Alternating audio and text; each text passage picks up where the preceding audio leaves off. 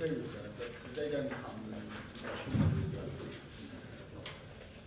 How many here for the first time? Show of hands. So many of you. Where have you been?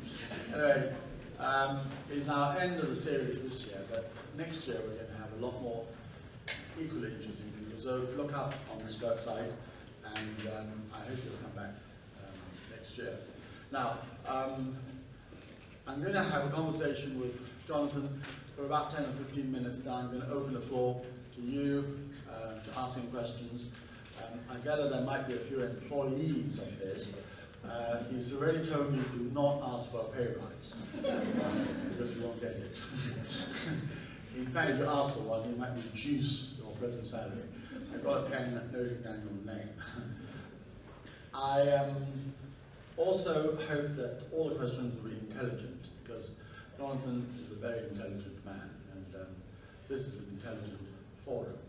Anyway, without further ado, now Jonathan, rumor has it that Conde Nast is for sale. Is that right? No.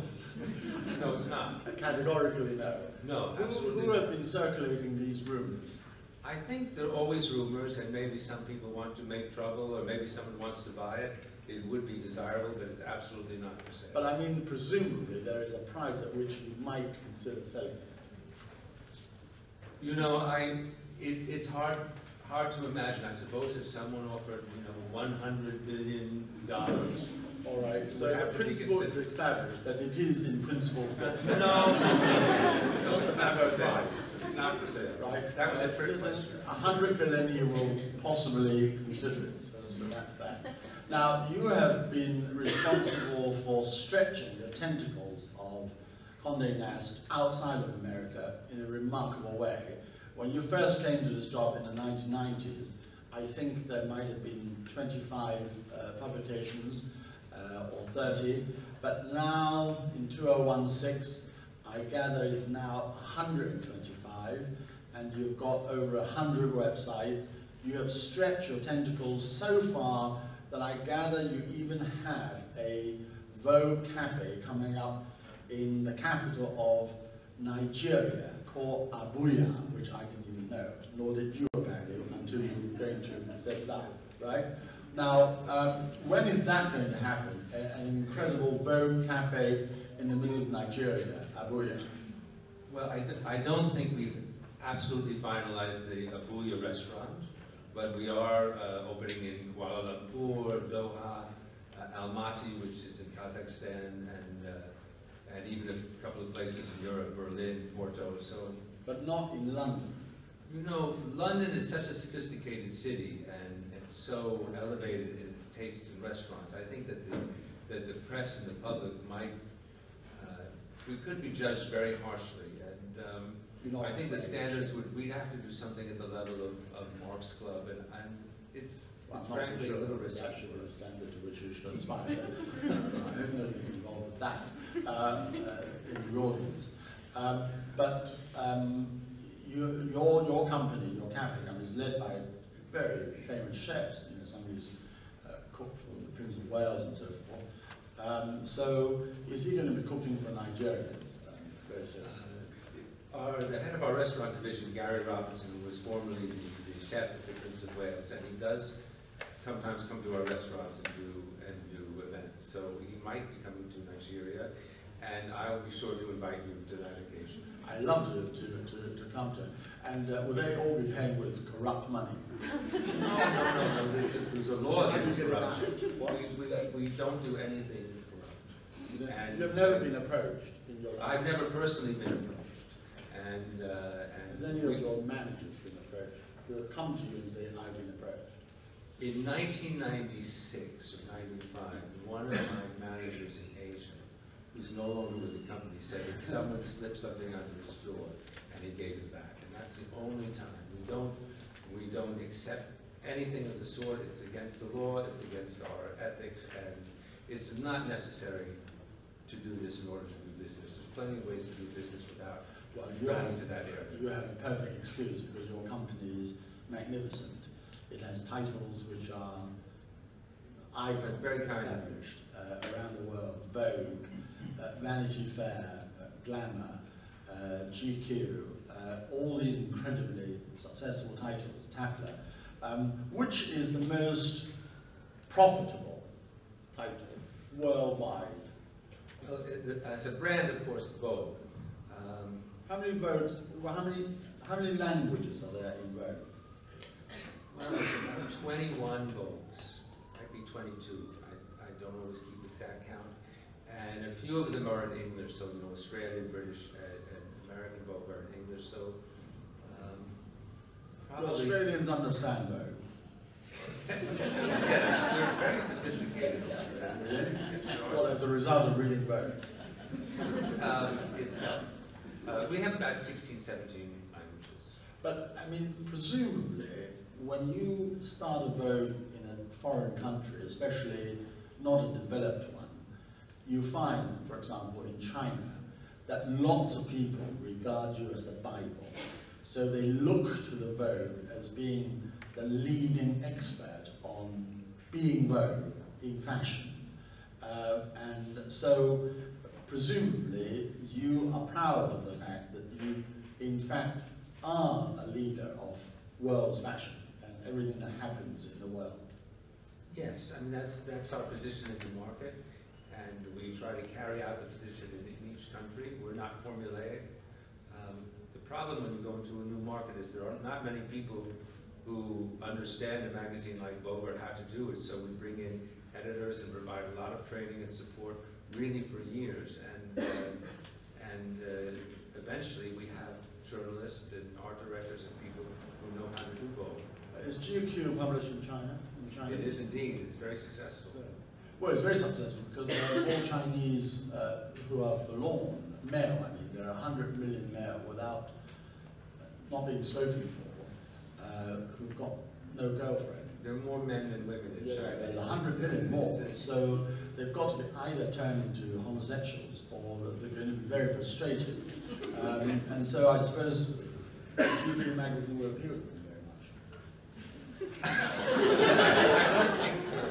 I don't think our magazine has the scope to deal with a problem in this GQ is full of men, half-dressed, with 6-packs and 8-packs. I mean, I would hate, I mean, I think you're getting us confused with a different magazine. You're thinking of Men's Health. I've never read that magazine. Certainly different size and thickness. But listen, I also gather that one day changed your entire life. And it was a very normal day, and you just happened to be wanting a cappuccino, and you walked into a cafe, and you saw our friend, Alain de Botton, and you asked him what he was reading, and he was reading a book, or he was writing a book about philosophy, and he said, I'm going to send you a book, and he sent you a book the following day, and you opened it, you sat down, you read it, and it has changed your life. Tell us about that. Okay, it's not exactly, it didn't happen precisely that way, but the general idea is there. I ran into Alain de Botton in a Japanese restaurant in the Kensington Hotel, and he was having dinner with Suzanne Gross, and I said, what book are you working on? And he said, I'm working on a book about philosophy, and he told me about these philosophers. He mentioned Seneca, and I said, well, I haven't read Seneca, so I went out and bought Seneca, and it just blew me away. It was fascinating and logical. It's classic Stoic philosophy, which isn't for everyone. I know Lord Black doesn't care for Epictetus. I read his remarks on that somewhere, but it is. I don't have time maybe to discuss Stoic philosophy with you, but it's not in fashion, but it's very meaningful to me. But the word Stoic, everybody understands. You know, no, they don't understand it. They misunderstand it. Well, let me try. For example, somebody Stoic is somebody who is not fazed by the fact that events occur the way they do. You have to accept what happens between determinism and free will, and there are things about which you cannot fret because that's the way it happens. So you've got to keep calm, and you've got to be stoic, and when something terrible happens, you've got to remain stoically philosophical. Is that a fair description of being stoic? Sort of. Stoicism is, the idea behind Stoicism, and to me it's very logical, is there are things in life you can control, mainly your own actions, your own feelings, and the attitude you take, and a lot of things that you can't control. How other people feel, what other people do, if someone insults you, if someone gets in your way, if someone next to you is driving badly, if it's going to rain. A lot of people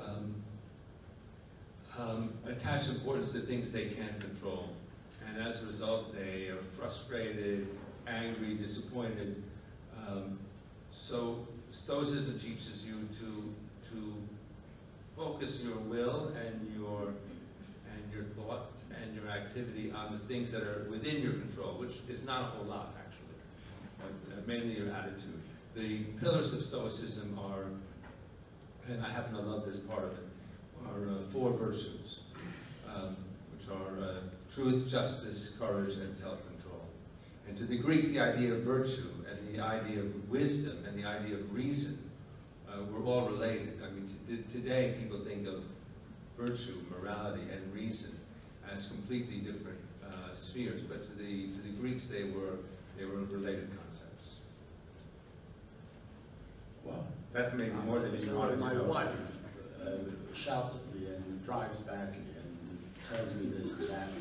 I should just stoically shut up and accept it. No. You just told me that there are certain things you can't control, like what other people do. My wife is like all day. Well, there's this gray area of things that you can't completely control. Thank God for that. But you can influence. So once a month I can shout at her. So, yeah, so you could give her advice saying you really shouldn't drive like that, but then if she doesn't listen to you, you have to accept that you can't do anything. Well, you try next time. But getting back to your publishing empire. Excuse me.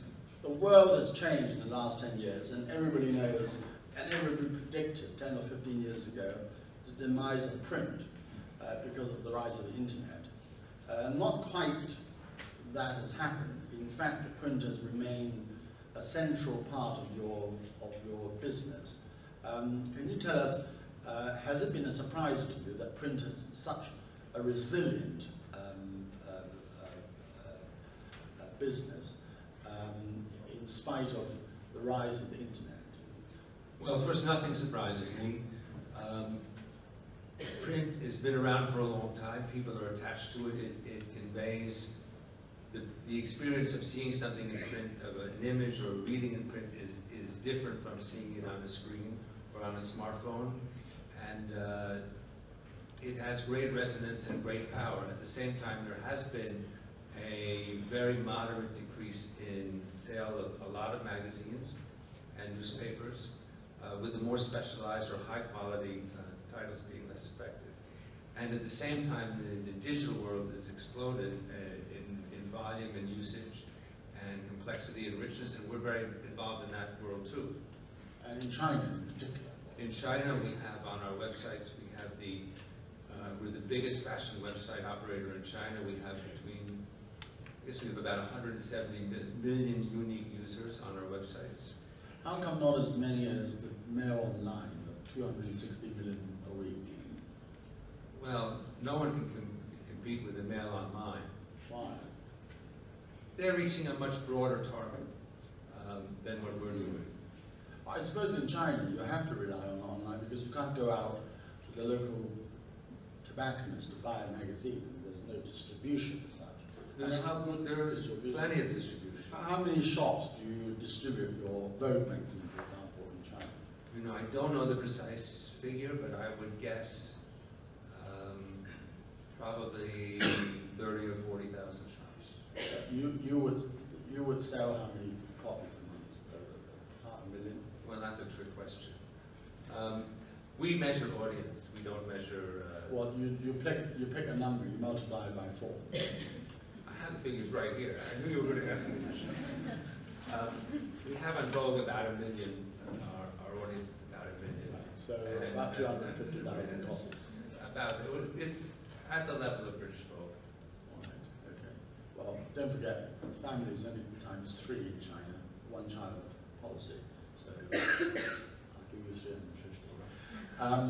All right. Well, look, I want you all to ask Jonathan a question because that's what China Exchange does, to offer you, the general public, an opportunity to interact with our distinguished speaker. Who wants to ask a question? Right, well, that's the end. Okay, you first, and then Conde Black. Yeah, okay, you first, and then here, and here. No, not you. Yeah, go on, stand up, the Chinese girl. And then you, the Baroness, and then Lord Black. Jonathan, so magazine at the end is a magazine, it's not Seneca, so I think you completely understand the role magazine plays for a reader. So do you have being as intelligent as you are, you probably don't read all the magazines you manage. So do you have this ability to kind of compartmentalize your mind to say, not let your taste dictate what you do in your business? Not to say, I don't like this is trash magazine, so I'm going to scrap it. You see what I mean? So how do you compartment your mind into who you are versus the business you do? Well, first, I look at every page of every magazine we publish, and a lot of the competitors too. So nothing is published without me looking at it. I don't look at every screen of every website. It's impossible. You know, I don't. It's not a personal thing. The magazines cover a wide range of cultures and subject interests. It's not about my personal taste. I try to. We have editors. The editors are all from the cultures and the markets where we publish. For example, we're about to start a Vogue Arabia, and we have as the editor Saudi princess Dina Abdulaziz, who understands the culture and understands the mentality, and she will do a magazine for that market. So what I try to do is get the best editors and to give them support and give them the freedom. They have to have freedom. People can't do they can't do their job if someone's sitting back and correcting them or telling them what to do all the time. And then we see what happens in the market.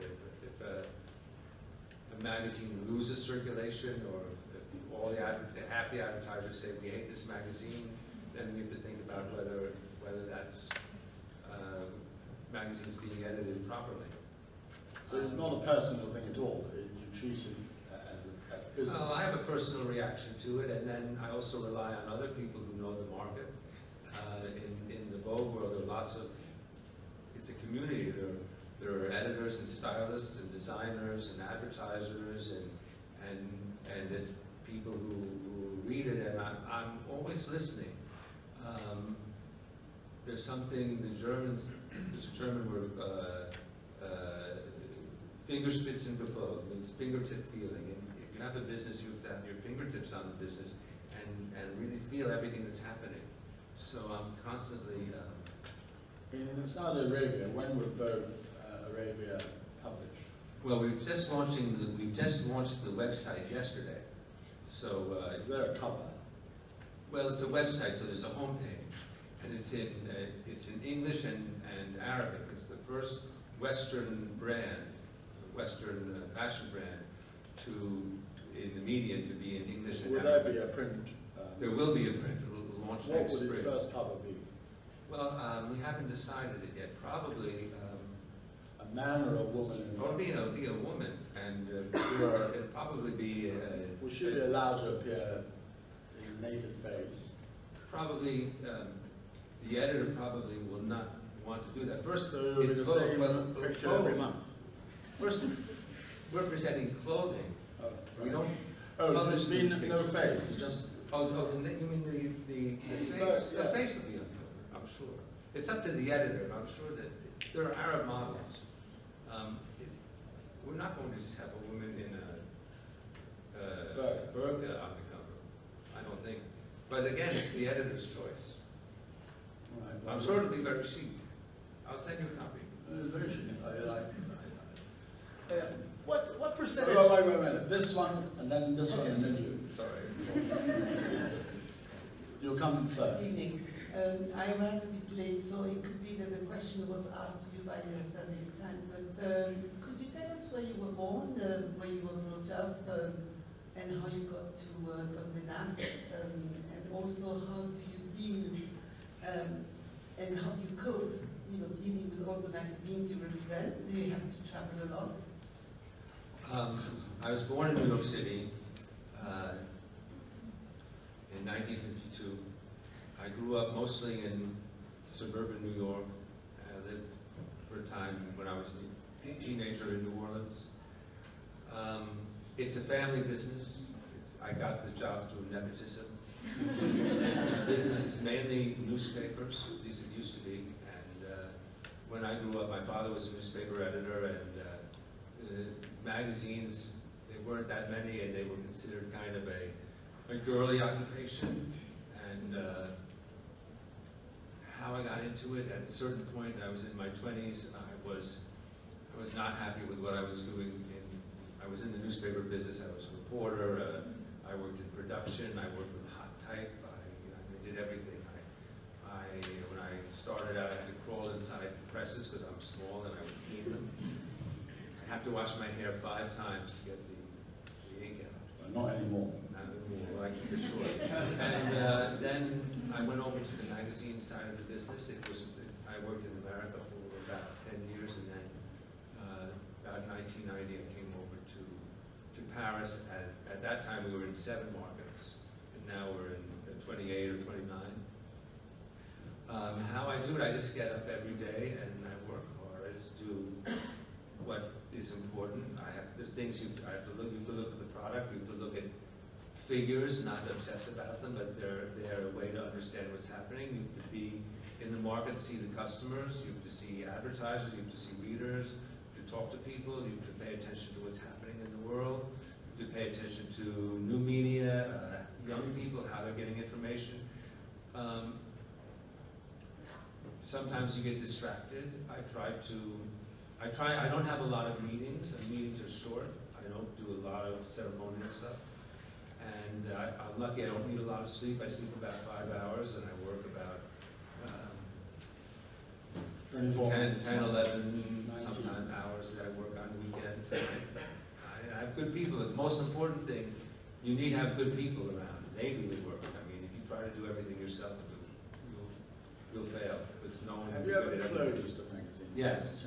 I've closed a few, not a lot. Probably I've started 100 and I've closed 10. Which are there?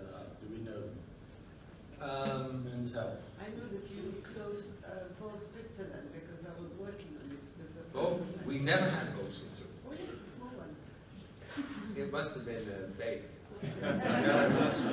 But I'll tell you a magazine I closed. This was early in my...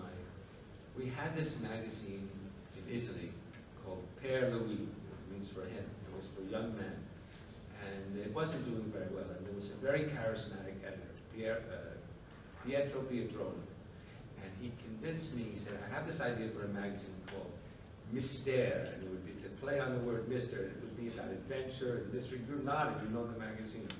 And it sounded really cool. And at this point in my life, I was a sucker for charismatic editors. I was like, okay, just do it. Be creative. And it was a complete disaster. I mean, everyone hated it. We didn't sell any copies, and we had to close it after 9 issues. And that's when I began to believe in research and homework and studying, and not relying only on one's instinct. So I have had to close magazines, and it's painful, and it's the reality. It happens sometimes. But very Italy is very successful. Vogue Italy is one of our most successful magazines, and very, very important in the fashion world. It's an iconic magazine edited by Franco Zuzani, who's a brilliant editor. There's actually a documentary film that's been come out about her. And Italy, along with Paris and London, is a fashion center. Thank you very much. Nice to see you again. I actually enjoyed reading Epictetus. What I did not like were the circumstances in which I drew.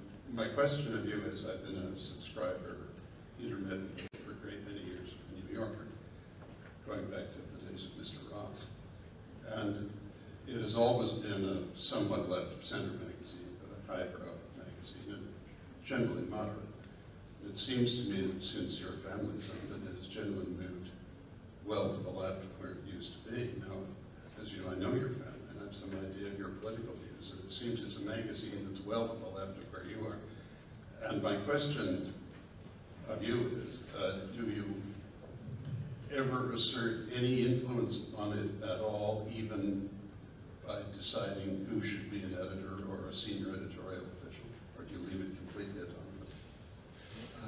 I personally, of course, am not directly involved in the New Yorker, which is an American magazine, but the answer is no, we don't. And I would also say historically, if you look back in the days of Sean, the magazine took a very anti-Vietnam War stance when that wasn't so popular as it appears to be in retrospect. It was at the forefront of the environmental movement, so it's always been you know, on the left side of the spectrum, but no, there's no political pressure is exerted by the owners. Hi, what percentage of your magazines internationally are franchises, and how do you keep control of them? There's probably about 27, 28 magazines that we call them licenses. They tend to be in small markets where it doesn't make economic sense for us to own the magazine. For example, Glamour Bulgaria, one of our smallest licenses. It doesn't make sense to have a company in Bulgaria, but you find someone with the commitment and the ability to do it, and they do it. We give them a lot of support, probably much more so than other publishers. We have a department here in London with a top editor, with an art director, and we coach them, we visit them, we help. We're not interested in doing something just for the money. Of course, we do things, you know, to make money, but it's damaging to the brand if we publish Glamour or Vogue in a market and it's not up to snuff. It's bad for us, and money wouldn't make it worth it. So, in the smaller markets, and not just in the smaller markets. Yes. Okay, lots of questions. Yeah, let's have it on the left. Yeah, three girls. Don't look at me, look at them. 1, 2, 3. Hi, I just was wondering what you perceive as being your biggest threats, both here in England, looking at the English market, and then globally. Well, it's a very good question.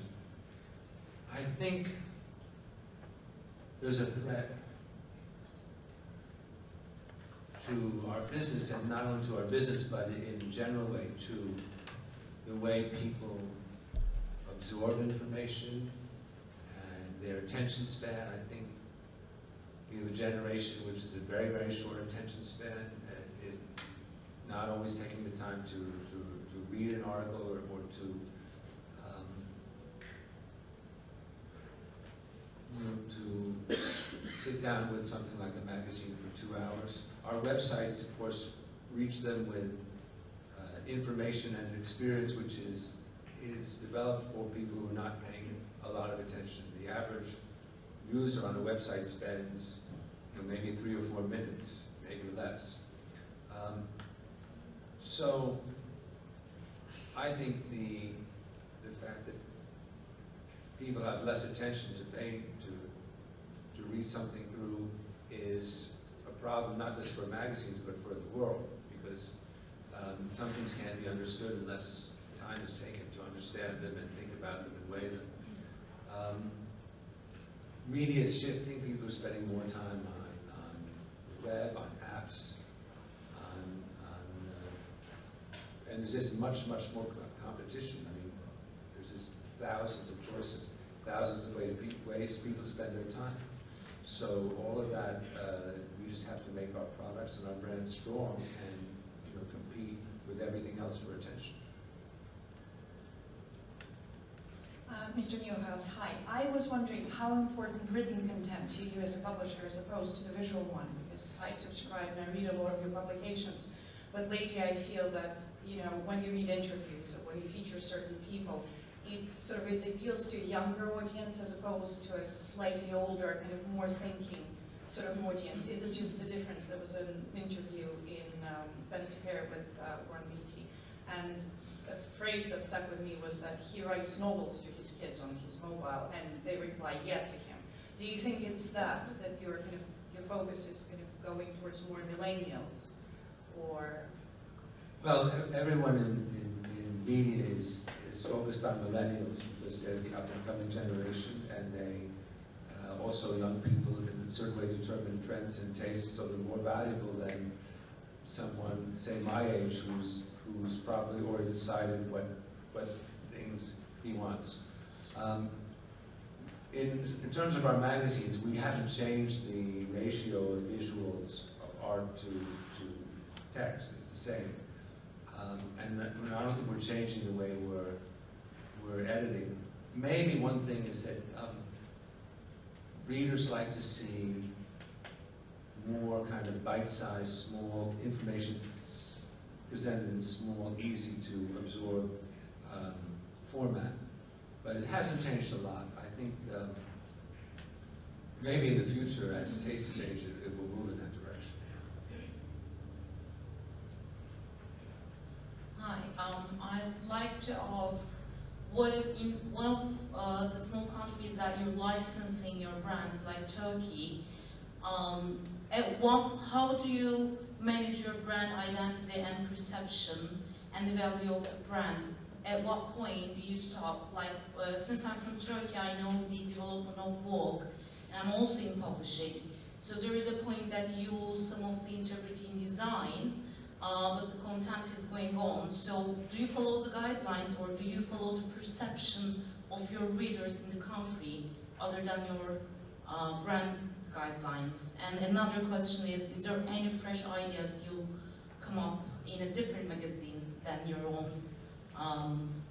own collection of magazines recently, like a new, fresh magazine that you really enjoy? Good questions. We have a team here in London, and they're always looking at quality. They look at all of the licensed products. They do kind of quality control.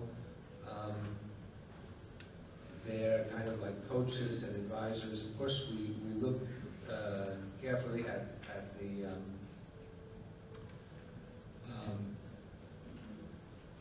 to make sure it's fulfilling the image of the brand and the idea of the brand, but the national company, of course, has to do something for that market. Turkey is a very good licensee, and the publisher has a lot of resources. They're not cheap. They spend money. They're really committed to doing a quality product. New magazines, like really new magazines. There are always magazines crossing my desk that are new. I saw one today. It was a Czech sports magazine. I mean, it seems like an odd thing, and it was printed on matte paper and beautifully designed. I can't tell you the name began with an S, but I don't want to say the name because I think I have it wrong. And the thing is that the people who they're art directors and journalists, and they want to do something new, and they have an idea. And I think the best ideas come out of someone who has a passion or an interest, and they have to do a magazine or a website. And there's no marketing department, and there's not a committee telling them it's a good idea or a bad idea. That's where good ideas come from. They rarely come from committees inside publishing companies. Right, so I just got back from, you mentioned Vogue Saudi Arabia. I got back from one in China. It's Vogue Arabia, it's not Saudi Arabia. Vogue Arabia. It's the whole region. Vogue Arabia. And in China, it's quite obvious when you go there and you see the British or the Western brands all over the place. And in the same way, I suppose Shanghai Tang was created at one point to be a Chinese luxury brand. How long do you think, or do you think you we'll ever see Conde Nast create a magazine for the Chinese, in Chinese, rather than Vogue China, something for the local market, by the local market, in order to cater to those more sophisticated, the taste as they start to become more sophisticated. Well, Vogue China, it is in Mandarin. All our magazines are in Mandarin, and they're edited by Chinese. Angelica Chen. Yeah, Angelica Chung is the editor of Vogue. Wang Feng is the editor of GQ. They are completely in Chinese and for the Chinese market. In fact, those are magazines that I can't read very well, although they have some headlines in English, and I get a table of contents translated, and I get articles translated if they're interesting. So I think that they are Chinese, As Chinese as you can get. editions, iterations of the Western concept. In fact, you would know that if it wasn't of Vogue, Western Vogue, that magazine would not sell, because we have a very famous saying in China. The local ginger is not as hot as a foreign one. So you always have to have I didn't heard that one. yeah. Yes. Really So we're doing two magazines. Now hold on one minute. There are two other people who have had, yeah. Just a two-part question, if that's allowed. I published a couple of dozen magazines that were very ugly, boring magazines in the computer business. Unlike yours, they actually disappeared or completely went online. Yes. Do you think it's the nature of a class of publication that has their beautiful, sensual printing that allows you to continue to have the advantage of print, which is, from the advertising point of view, this printing pounds and digital pennies, so you get a lot less money for your digital product and a lot more for your print, but it's because you're doing fashion. Is that part of it? Well, I think a computer magazine probably is reaching the most digitally oriented audience possible. So it's understandable that they would be very oriented to online. First fashion magazines come out of a tradition going back decades. Fashion photography looks very beautiful when it's in 1 or 2 pages. The advertisers like to see it, the owners like to see it. When I meet Bernard Arnault, who's the chairman of LVMH, and usually what he wants to do is complain that he doesn't like something. He never complains about the websites. He always complains about the magazines. Why did we put a competitor on the cover of Paris Vogue instead of his brand? So it's highly relevant. And however, it's starting to happen that we had a magazine that we did this to. It was Vogue Girl in Japan. Vogue Girl in Japan. We stopped the print edition. We went completely online, and it's very successful. So maybe that's going to be the future. And the last part was just, are there any innovations from others that you respect and admire in terms of the presentation of publishing concept? There are, and we look at those, and we steal them. I can't recite them off the cuff, but we don't have any kind of monopoly on good ideas. And I think anywhere there's good ideas. You like interiors. World of Interiors, I love So that's World one. of Interiors.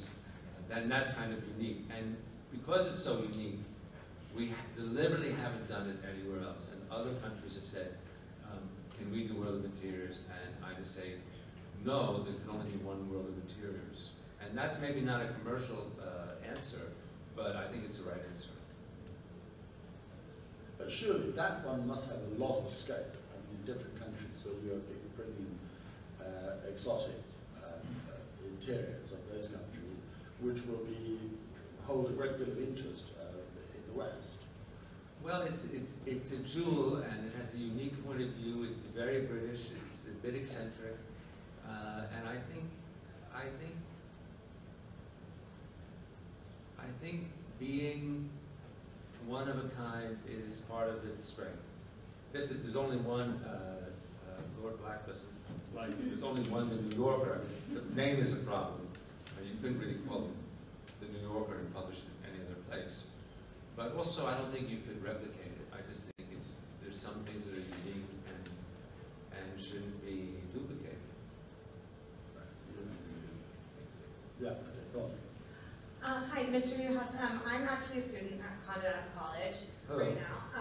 And we've spent a lot of time learning about how technology has had a serious impact on creating a magazine from when you started in the 90s versus now. And I was wondering what specifically in the technology industry excites you in creating a magazine digitally and in print now? Everything about a digital magazine is different. You have to start with the user or the reader. That's where you start. You don't start with the product. You start with the person getting the product. What is their experience going to be? So someone goes online, and now everyone, this is really it.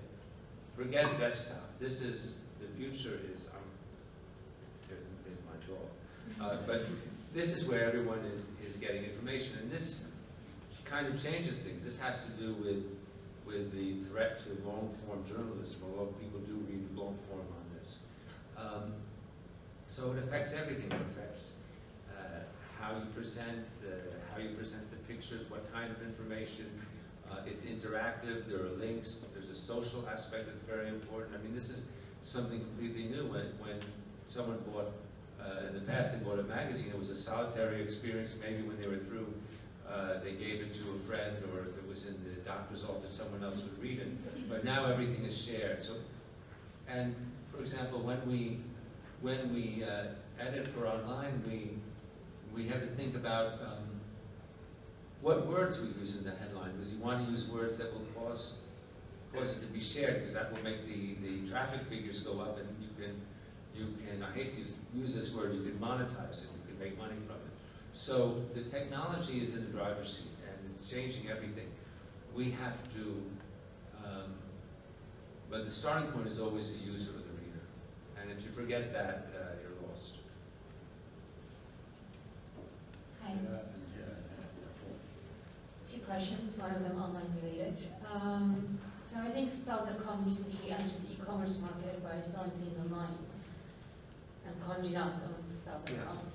Is this something you see being replicated in the future across the other platforms, and perhaps a way to monetize the print edition? I think at some point there was also talk of Nestor Massenet, for example, joining Vogue. Could Vogue become the new kind of net-a-porter where people first buy the print edition and then actually shop online? And secondly, if you could only have one subscription, which one would it be for you? Well, Style.com is a, not everyone knows, it's an e-commerce business that we've started. It's just started a couple of weeks ago here in Britain. And it links the magazines and the websites to e-commerce. So if you went on the British Vogue website and you went on a fashion feature, you could click on a symbol and you could then buy the product you were seeing. And what's happened is the experience of reading our brands online and the experience of seeing fashion and e-commerce are very, very similar, and in fact almost identical. And to readers today, especially young readers, they really don't see, in a certain way, they don't see the difference. They say, well, if I see something, why can't I buy it? So we were showing all this fashion, and then e-commerce websites like Net-a-Porter were advertising with us, and we like their advertising, and then getting the people to go to their website to buy the product. So we thought, well, why shouldn't we offer the product? So we've just started it. We don't know where it's going to go. We're not going to fundamentally change Vogue, the way we publish or the way we produce it. It's a separate business. It's linked to Vogue, GQ. We've started it in Britain. We're going to roll it out in other markets. Natalie Massenet is a brilliant woman. I have a lot of admiration for her, and she's doing her thing. And we're just going to see how it goes. What's your biggest regret, and what you made about the decision? Do you brood, or are you quite quite good at moving on. My biggest regret. One time, I was very young, I was 28, and I took a holiday in Haiti, and then I had a hot dog in the airport. That's the biggest mistake. Did you have advertisers beat you cash something? Or did you have I don't think I got anything.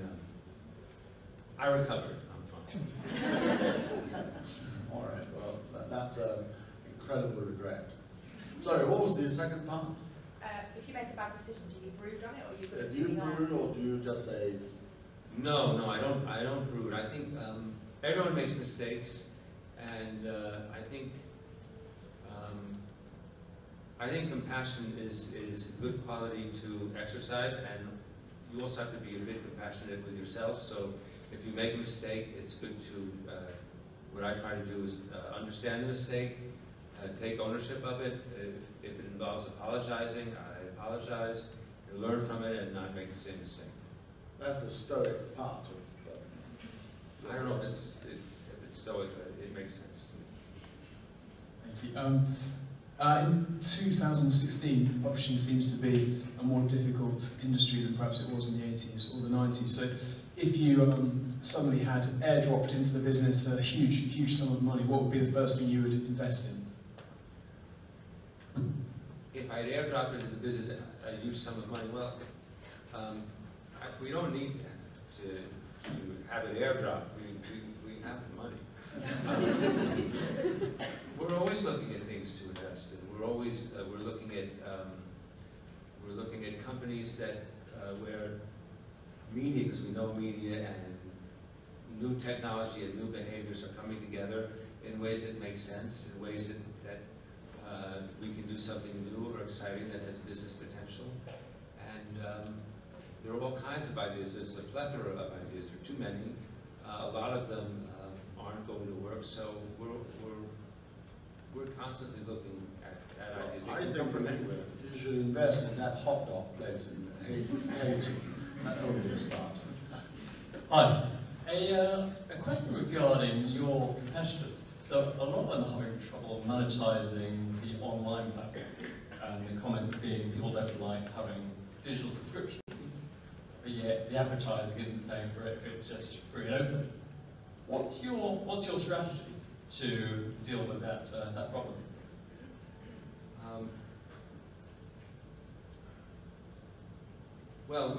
It's not really.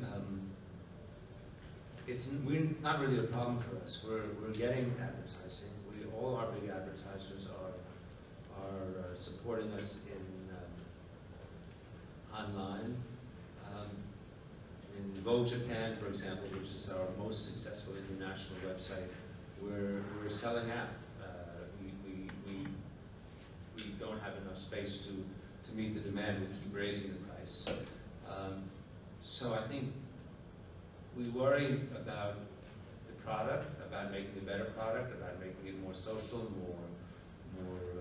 more effective, more engaging. What we're doing now is we're making a huge investment internationally in Vogue. We're going to start a kind of a Vogue hub, be almost like a Reuters of Vogue, and just really, there's no substitute for putting out a good product, and if you put out a good product that engages people, the advertising will come. That's our experience. Yeah. Hi there. Oh, sorry, is it me?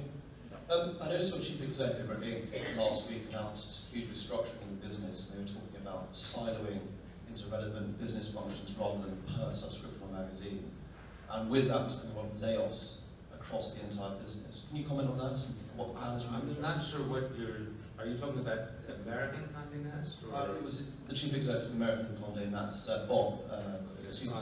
Well, I don't want to really go into detail about what someone else is doing. They're running their business there, and they made some organizational changes, which I think is normal in any business. And as a business where everything is changing, like in the media business, it would be normal to look at how things are organized and see can we organize it in a better way. So looks like that's what they're doing, and I can't say anything more about it. Are you a journalist? No, I'm not at all. What are you? I work for a technology platform, nothing to do with publishing or anything. I just want to understand if the restructuring is also going to happen across international markets.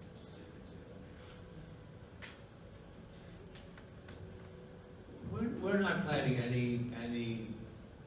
any dramatic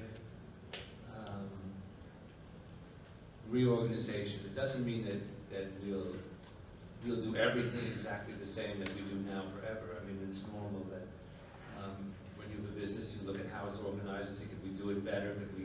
Does it make sense? Also, the business is changing. You know, some things are increasing in revenue and importance, some things are becoming less important.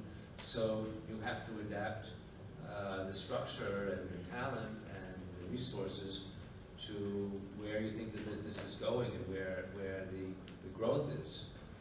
And so I think all businesses, not just media businesses, all businesses, if they're well run, are constantly in the process of doing that. Hi. I feel like social media has democratized fashion over the last 5 years and maybe removed the concept of glass ceiling that a lot of luxury brands and also publications rely on. A lot of people are gravitating, or have been over the last 5 years and 10 years, towards bloggers because it's more of a conversation, whereas a publication is maybe more of a teacher-pupil.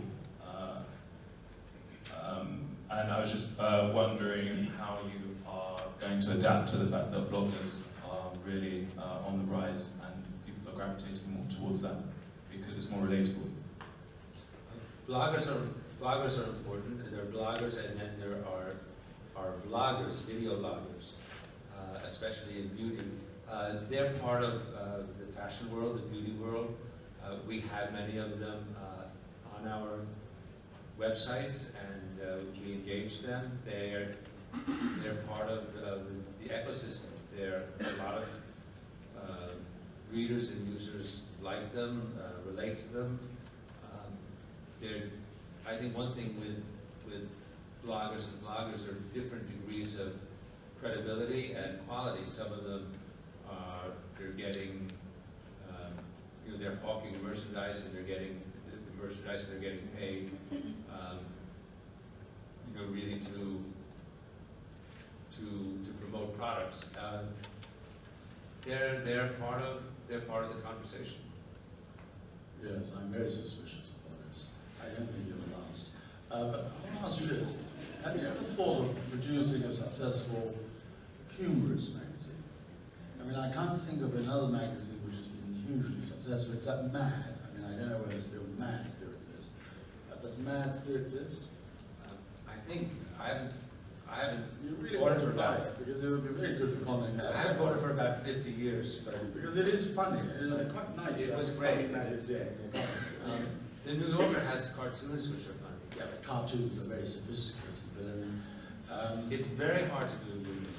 It's very, actually, I think Tatler, which is a brilliant magazine, has a a very strong streak of humor and irreverence. It has a brilliant editor, and I think if you want your dose of humor, you could read Tatler. I just think the whole Conde Nast is so somber. There's no laughs. I mean, I've looked at your TV series on Vogue and Tatler and so forth, and there are lots of girls running around looking incredibly serious and say, I can't comment on that, and rushing around with cappuccinos and so forth, and nothing funny. It's your office. You have your office in Hanover Square? Mine is in the side street. It's in Maddox Street. Is on his own? Kind of. Well, there's some How other many people people in your office? About 10. Do they laugh at all? No, they're not laughing. I think I should come and make you all laugh. I think Conde Nast ought to lighten up a bit. Okay, go on. Yes, you. No, yes, you first. Yes, you look very well dressed. You can't be asking a very seriously funny question. Jonathan, you have your dog on your phone. I have my dog on my phone. And you have Vogue Bambini in Italy. I know we get it sometimes. And it seems to me that pets are new children in a lot of respects, and the actual magazines available for pets and not the same quality as Vogue. And I wonder if there any merit in a Vogue for pets, for dogs. No. I've also got my dogs.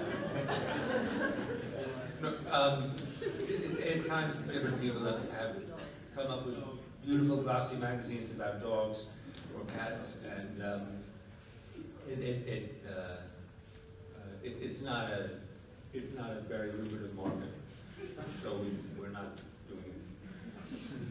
Okay, you and then you. Is Brexit on your strategic radar, say in customer behaviour or your plan? No, I mean Brexit was a political reality. We can't do anything about it, so as a publisher, I'm looking to work with the reality that there is. That's the reality. It hasn't had an impact on our business, and I don't think, except as it affects the general state of things in Britain and Europe, I don't think it's going to have special impact on And you put Theresa May on cover of Vogue. She's always got a cleavage. Yeah, it's Alexander Schulman's decision. Well, she has as well. I'm really not going to go there. I think Alex has to decide who's cover for a magazine. You've met people from all over the world and all facets of life. Who's the most interesting person you've ever met, and are you able to give a little anecdote as to why? Well, I don't know if it's the most interesting, but the greatest person I ever met, and I was privileged to have lunch with him, was Nelson Mandela. We had him on the cover of Paris Vogue in the year he was released from prison. And he was just so he was just very calm, and he kind of radiated a goodness and a simplicity. And there was we were in France, so everyone, we were ordering, everyone was drinking wine, and someone said, "Mr. Mandela, what wine do you want?" And he said, I was in prison for so long, and I have a childish palate, so I like a sweet wine. And you have a sauterne. So we ordered a sauterne, which was a sweet dessert wine for Nelson Mandela. And then at the end of the time with him, one of his aides came and looked at his watch and said, "Mr. Mandela, we have to go. We have another appointment." He said, "No, these people, they're doing this for me, and they've given me a voice, and I'm on the cover, and I need to spend time with them." And there was just something about him that I'll never forget. A combination of power and simplicity and humility and goodness, and made an impression that I won't forget. Hello, I'm Federica from Conde Nast College. Hello. I would like to ask you, as for the Chinese publications, are there any difficulties that Conde Nast faces in being a joint venture? We're not exactly a joint venture. We have something called a copyright cooperation agreement with an existing publisher. It's a legal mechanism where we are published under the legal permit of another publisher. They keep an eye on the magazine, they advise us, but we're really, we and our people are doing the magazine. So we have a dialogue with our partners, and we have a very good relationship with them. I go to China a lot. I'm going in a couple of weeks. It'll be my 41st visit. I always see our partners. I spend time with them. And in Asia, relationships are very important. You know, like in the West, when people do business, they create a contract and they try to think of every eventuality and lots of clauses, and lawyers get involved and they sign it and they say, this is it, now we don't have to do anything, we have this contract which determines whatever will happen. And in Asia, a contract establishes the relationship. And then what happens within the relationship. So you have to show up in Asia. You have to show up, you have to spend time, you have to talk, you have to listen, and you have to work. It's like a marriage. You know, if you don't show up, if you don't listen, if you're not there, it's not going to work. So that's what we do. And I do it myself. I spend a lot of time in China, and because it's such an important market and important for the future of the world. And if you take the time to do that, I think you can avoid difficulties. That's because they don't pay, you pay. I won't get into it. Don't even mention joint ventures, right? Okay, here we are. Other than, of course, developing digital publication, how do you plan on, or do you have a plan on keeping younger people involved in magazines such as Vogue, other than how do they get exposure to it if there's not kind of... Well, we're lucky because young people are very interested in our magazines, and in all our magazines. I mean, Kate Reardon, who's the editor of Tatler, is in the front row. Kate, didn't you have it like a junior position open, and how many people applied for that position? 800. And this is not particularly a young person's magazine. This is a magazine aimed at affluent, sophisticated people. We have a Vogue festival here in London, where we have speakers, representatives of the fashion industry, and we have a few thousand people who come over 2 days to attend. They're mostly young women in their 20s, and they pay a ticket price which is higher than the price David charges for this event. And they come in and we sell out. So why don't you take a couple of Syrian refugees? Very good for the company. Well, as long as they don't have moustaches. You know, I'm not aware that any Syrian refugees have applied, but if they apply, we'll you say we'll accept consideration. Kate Reardon can have a young refugee from Syria working at Tatler. It would be very good. But we have people from all over the world working in our but not Syria. Not a refugee. I think we probably have people from Syria. I don't know if they're refugees. Okay, one last question. Okay, that blonde and this blonde, as your blondes. Hi, I'm also a student of the college, which I have a great thing to say about. Just a question.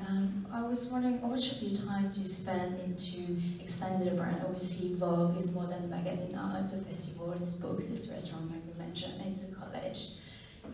Is that something that happens organically, or do you actively think about where to expand Vogue, the business?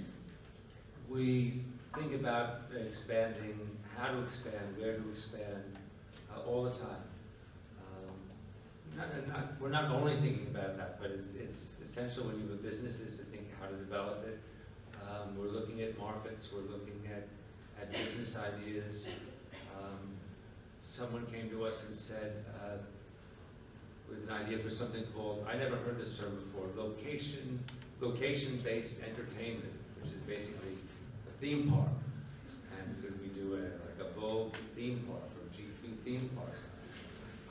I'm skeptical. I don't know, but and I don't think we're going to open a GQ World in Los Angeles. But I think we're always looking at new ideas. And if you come out of the Conde Nast College and you have an idea, come and talk to us. Not very likely your idea will be accepted, let me tell you now. Last question. I thoroughly enjoyed watching Inside Vogue, and I heard Alex on Women's Hour stage, he was quite stoic about it. And I just wondered whether or not, in retrospect, you are happy with the outcome, and you're glad you let the cameras into Vogue. Well, I haven't actually watched it, but I heard it was very good and got a good reaction. I think it portrayed accurately what happens in a magazine. We did it because it was the 100th anniversary of Vogue, and it seemed appropriate to do something. So we don't do this kind of thing a lot, and I don't know if we'll. It was again tainted in something similar. It was gripping because at the end of the first part, you know, you had that, what's her name? Anna Wintour in that red room with the Ritz looking out, and you know something is going to happen in the next episode. It was very well edited, and I think you'll enjoy. I think you might even have prepared for it. Now that I told you that, you will have to watch it. Anyway. May I ask if Mr. Mandela was also to Chateau Weekend? I think it was Chateau Weekend. Yeah. Or was it chill? I'm sure it was served to him in the proper way. Was it a half bottle or full? Now I don't remember. Yes, all right, well there it is. But listen, ladies and gentlemen, will you please join me in thanking Jonathan?